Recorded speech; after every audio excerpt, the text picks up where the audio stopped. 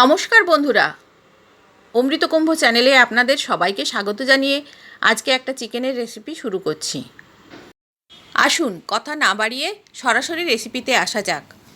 গোটা 14-15 রসুনের কোয়া আর একটা গোটা পেঁয়াজ পেস্ট বানানোর জন্য রেখেছি, আর একটা গোটা পেঁয়াজ কুচিয়ে নিয়েছি।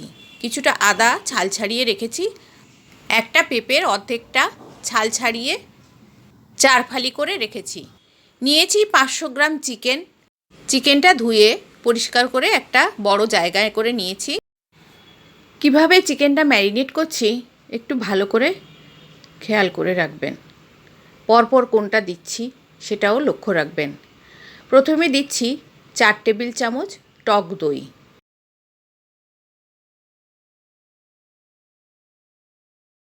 যে পেঁয়াজ রসুনের পেস্ট করব বলেছিলাম সেই পেঁয়াজ রসুন বাটাটা দিয়ে দিচ্ছি। দিয়ে দিচ্ছি 1 চামচ নুন, এতে কোনো হলুদ দেব না। আর দিচ্ছি 1 চামচ গরম মশলার গুঁড়ো। ডেসক্রিপশান বক্সে গরম মশলা রেসিপির লিঙ্ক থাকবে, ওখান থেকে পেয়ে যাবেন। সব কিছু ভালো করে মিশিয়ে নিলাম।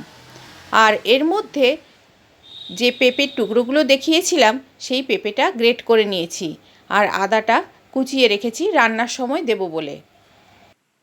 গ্রেট করা পেঁপেটা চিকেনের সাথে ভালো করে মিশিয়ে নেব। সব কিছু মিশিয়ে নিয়ে ঢাকা দিয়ে রেখে দেব আধ ঘন্টা মতো। দই, গ্রেট করা পেঁপে, মশলা সব কিছু চিকেনের পরিমাণের উপর নির্ভর করে বাড়াবেন বা কমাবেন। বেশি চিকেন হলে মশলাগুলো একটু বেশি পরিমাণে দেবেন, আর চিকেনের পরিমাণ কম হলে ওগুলো একটু কমিয়ে দেবেন।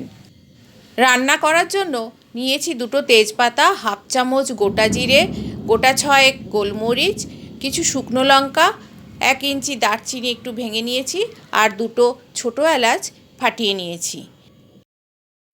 2 টেবিল চামচ সাদা তেল কড়াইতে নিয়ে মিডিয়াম ফ্লেমে গরম করতে বসিয়েছি।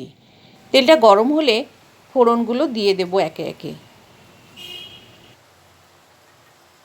ফোড়নটা হালকা সাঁতলে নেওয়ার পর আদা কুচিটা দিয়ে দেব। আদা কুচিটা আপনারা স্কিপ করলেও করতে পারেন। কেটে রাখা পেঁয়াজগুলো এরপর দিয়ে দেব।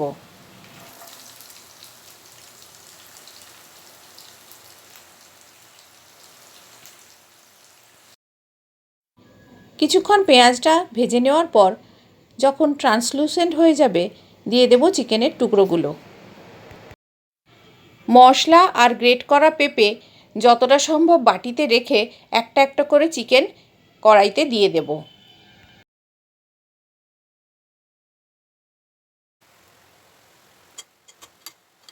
সব চিকেনগুলো যতটা সম্ভব মশলা থেকে তুলে দিয়েছি। এই যে দেখুন বাটিতে আমার মশলাটা। এবারে মাংসটা একটু সময় নিয়ে কষাতে হবে।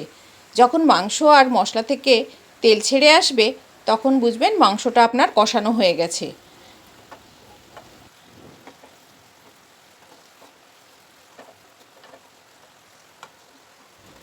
মাংসটা কড়াইতে দিয়ে মিনিট 15 কষিয়ে নিয়েছি। এই তেলের মধ্যেই মাংসটা খানিকটা ভেজে নেব। মিনিট কয়েক ভেজে নেওয়ার পর মাংস বাটি থেকে তুলে নেওয়ার পর বাটিতে যে দই, পেঁপে আর মশলা ছিল সেই মশলাগুলো দিয়ে দেব।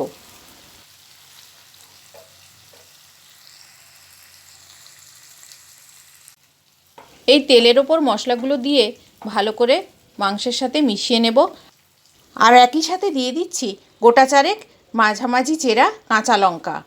আপনারা ঝালটা যদি বেশি পছন্দ করেন লঙ্কার পরিমাণটা বাড়িয়ে নেবেন, কিন্তু কোনো রকম কাশ্মীরি লঙ্কা গুঁড়ো বা লঙ্কা গুঁড়ো দিচ্ছি না, কারণ কালারটা সাদা হবে। এইভাবে রান্না করার সময় মাঝে মাঝে ঢাকা দিয়ে দেব, যাতে মাংসটা 80% সেদ্ধ হয়ে যায়।